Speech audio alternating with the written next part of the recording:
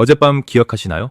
늦은 저녁 소파에서 잠깐 일어나 주방에 물 한 잔 가지러 갔다가 돌아왔더니 그 자리에 이미 강아지가 자리를 잡고 있었을 겁니다. 방금 전까지 당신의 체온이 남아있는 바로 그 자리. 당신이 앉았던 그 쿠션 위에 아직 따뜻한 그 공간에 당신은 피식 웃으며 이 녀석 봐라 하고 옆에 자리를 잡았을 겁니다. 귀엽고 사랑스럽고 별것 아닌 것 같은 그 장면. 그런데 만약 그 행동이 단순히 포근한 자리를 좋아해서가 아니라면 어떨까요? 당신의 반려견이 그 자리에서 무언가를 지키고 있었다면요? 이것은 학대도 아니고 방치도 아닙니다. 오히려 그 반대입니다. 당신의 반려견이 당신을 너무 사랑하기 때문에 일어나는 일입니다. 하지만 그 사랑의 방식이 인간의 것과 전혀 다르다는 사실을 많은 보호자가 모르고 있습니다. 오늘 저는 이 행동의 이면에 숨은 개념, 바로 후각적 애착 지도에 대해 이야기할 것입니다. 이것을 이해하지 못하면 당신은 평생 반려견과 같은 공간에 살면서도 서로 다른 언어로 대화하게 됩니다. 저는 반려의 정석입니다. 감정이 아닌 과학으로 오해 없는 신뢰를 만드는 채널입니다. 보호자가 자리에서 일어난 순간 반려견은 그 자리로 향합니다. 빠르게, 자연스럽게, 망설임 없이. 많은 보호자는 이 행동을 두 가지 방식으로 해석합니다. 하나는 우리 강아지가 나를 너무 좋아해서 내 냄새 맡고 싶은 거야 라는 따뜻한 해석. 다른 하나는 서열이 높다고 생각해서 내 자리를 빼앗는 거 아닐까 라는 불안한 해석. 그런데 두 해석 모두 절반씩 맞고 절반씩 틀립니다. 먼저 인간의 논리로 이 행동을 바라보면 어떻게 보이는지 생각해 봅시다. 인간에게 특정 자리란 소유의 개념과 연결됩니다. 회의실에서 자주 앉는 자리, 식탁에서 항상 앉는 자리, 소파의 내 구석. 우리는 그 자리에 물건을 놔두고 등받이 각도를 조정하고 그것이 내 자리임을 타인에게도 암묵적으로 인정받습니다. 그래서 반려견이 내 자리를 차지했을 때 인간은 직관적으로 권력 구조를 떠올립니다. 내 자리를 빼앗겼다는 인식.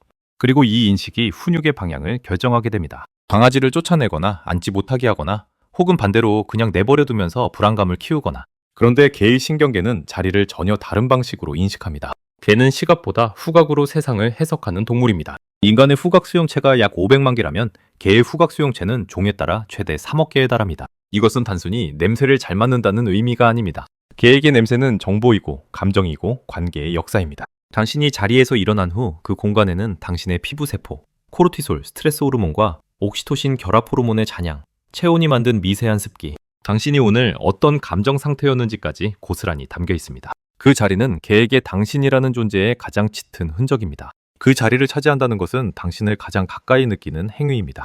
끝까지 보세요. 후반부에 소개할 후각적 애착 지도의 원리를 이해하지 못하면 이 행동에 잘못 반응해서 오히려 반려견의 불안을 키우는 실수를 반복하게 됩니다. 2019년 링컨 대학교의 동물행동 연구팀은 개의 후각적 안정화, 행동을 분석한 연구에서 보호자의 채취가 배어있는 물체 또는 공간 근처에서 개의 심박수와 호흡이 유의미하게 안정되는 패턴을 확인했습니다. 코르티솔 수치가 낮아지고 부교감 신경 활성이 증가하는 것도 함께 관찰되었습니다. 채취는 개에게 언어입니다. 그리고 보호자의 자리는 그 언어로 쓰인 가장 긴 문장입니다. 많은 보호자들이 이렇게 말합니다. 우리 강아지는 그냥 따뜻한 데 가고 싶은 거예요. 별 의미 없어요. 이 해석이 완전히 틀린 것은 아닙니다. 따뜻함은 분명 매력적인 요소입니다.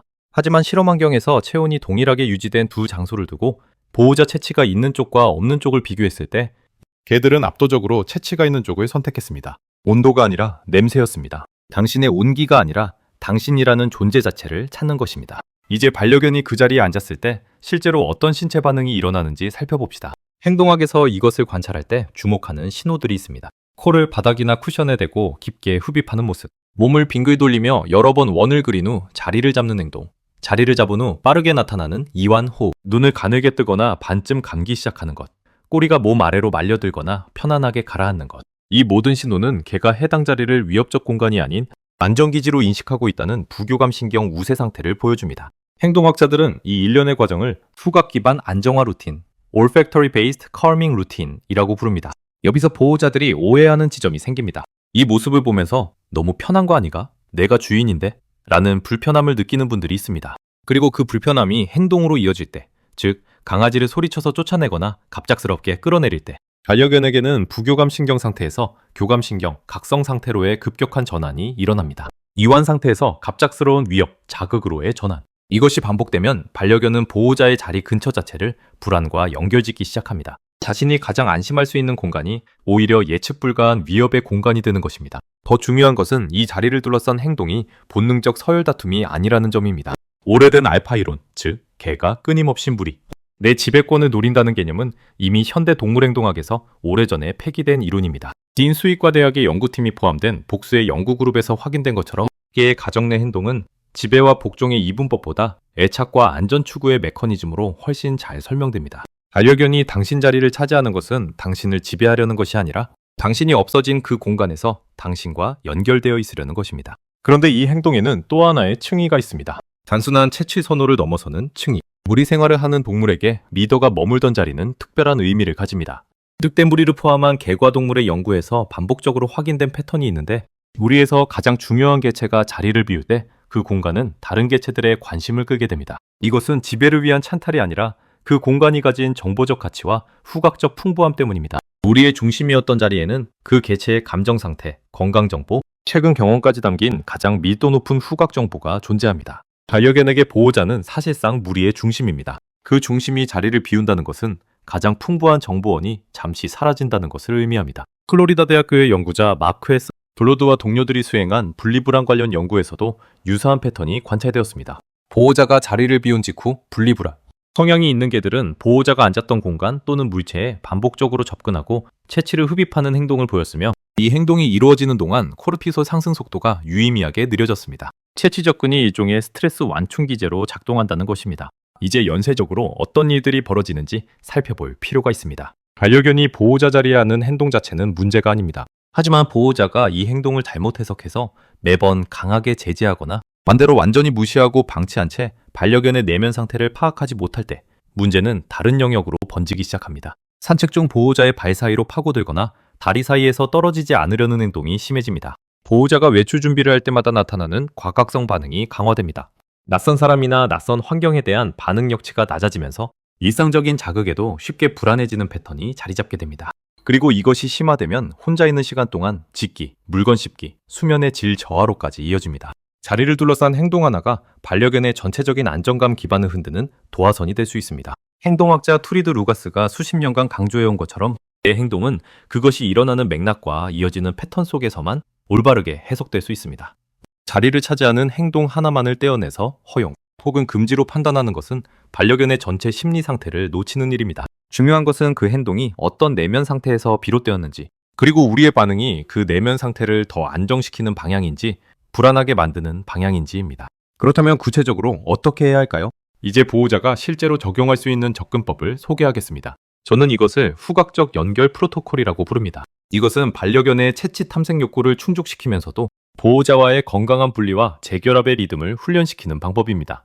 첫 번째 단계는 자리 예고입니다. 자리에서 일어나기 전 5초에서 10초 정도 자리에 머물면서 한 손을 소파나 바닥에 잠시 대어 채취를 강화한 뒤 일어납니다. 이것은 반려견에게 당신의 냄새가 충분히 남아있는 공간을 제공하는 것으로 분리 직후의 불안 반응을 완충하는 역할을 합니다. 머리로 생각하지 않아도 됩니다. 일어나기 전 잠깐 손을 대는 것만으로도 충분합니다. 두 번째 단계는 접근 허용 신호입니다. 반려견이 당신의 자리에 다가오는 것을 무조건 막지 마십시오.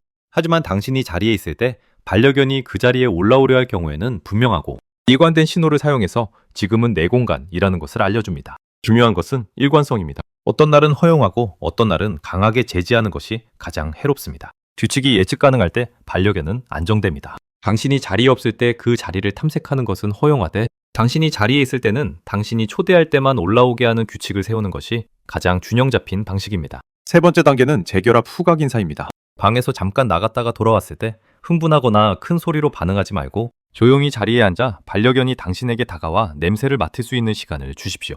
이것을 행동학에서는 후각적 재결합 루틴이라고 합니다. 반려견이 당신의 손등이나 팔뚝에 코를 가져다 대고 흡입하는 행동, 발목, 주변을 맴도는 행동은 모두 당신이 돌아왔다는 사실을 후각으로 확인하는 과정입니다. 이것을 방해하거나 과장되게 반응하지 말고 조용히 허용하는 것만으로도 반려견의 재결합, 불안이 현저히 낮아집니다. 이 과정에서 옥시토신이 분비되고 코르티솔이 감소하며 교감신경이 안정됩니다. 네 번째 단계는 지정 대체 공간 만들기입니다. 반려견이 당신의 채취에 접근할 수 있는 자신만의 공간을 만들어 주십시오. 방법은 간단합니다. 당신이 실제로 입었던 옷, 적어도 하루 이상 착용한 것이면 충분합니다.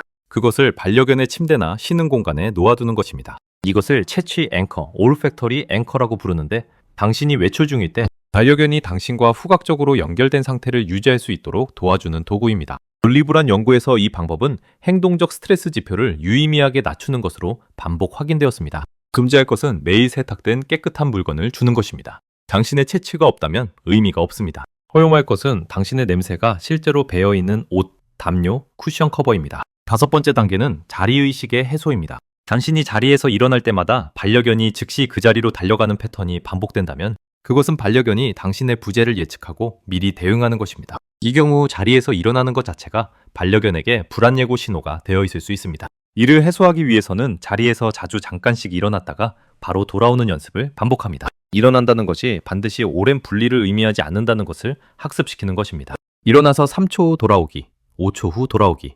점진적으로 시간을 늘려가는 이 방법은 분리, 불안 완화 훈련의 기본이기도 합니다. 반려견에게 금지할 행동과 허용할 행동을 다시 정리하겠습니다. 반려견이 당신 자리에 오르는 것을 발견했을 때 큰 소리로 갑작스럽게 쫓아내지 마십시오. 도교감 신경 이완 상태에 있는 개를 갑작스러운 자극으로 깨우는 것은 그 자리를 위협과 연결시킵니다. 대신 조용하고 일관된 신호로 자리를 정해줍니다. 당신이 자리를 비울 때 반려견이 탐색하는 것은 허용하되 당신이 돌아왔을 때 자리를 돌려받는 것도 일관되게 유지합니다. 이것이 경계도 아니고 서열도 아닌 예측 가능한 규칙입니다. 올바른 행동 뒤에는 이 메커니즘이 작동합니다. 규칙이 일관되고 예측 가능할수록 반려견의 전두 피질 활성이 높아지고 편도체의 경보 반응이 줄어듭니다. 안전을 느끼는 개는 규칙을 더 잘 따릅니다. 지금까지 말씀드린 것을 잠깐 다른 시선에서 바라보겠습니다. 당신의 반려견 입장에서 오늘 하루를 생각해 보십시오. 보호자가 일어날 때마다 그 자리로 달려가 코를 묶고 눈을 감는 그 순간들. 그것은 개가 할 수 있는 가장 정직한 방식으로 당신과 연결되려는 시도였습니다. 당신의 언어를 배울 수 없기에 자신의 언어로 당신을 붙잡고 있었던 것입니다. 그 행동에 아무 말도 필요 없었습니다. 냄새 하나로 충분했습니다. 그것이 개의 사랑하는 방식입니다. 이제는 당신이 개의 언어로 응답할 차례입니다. 오늘 당장 하나만 해보세요. 자리에서 일어나기 전 5초 동안 손을 자리에 얹어두십시오. 그것만으로도 당신의 반려견이 느끼는 분리의 무게가 달라집니다. 그 작은 5초가 당신 반려견의 후각 세계에서는 나는 여기 있었고 돌아올 것이다 라는 가장 명확한 메시지가 됩니다. 그것이 쌓이면 당신의 반려견이 완전히 다른 평온한 눈빛으로 당신을 바라보게 될 것입니다. 이 영상이 도움이 되셨다면 구독과 좋아요 부탁드립니다. 반려의 정석은 감정이 아닌 과학으로 오해 없는 신뢰를 만드는 채널입니다. 오늘도 함께 해주셔서 감사합니다.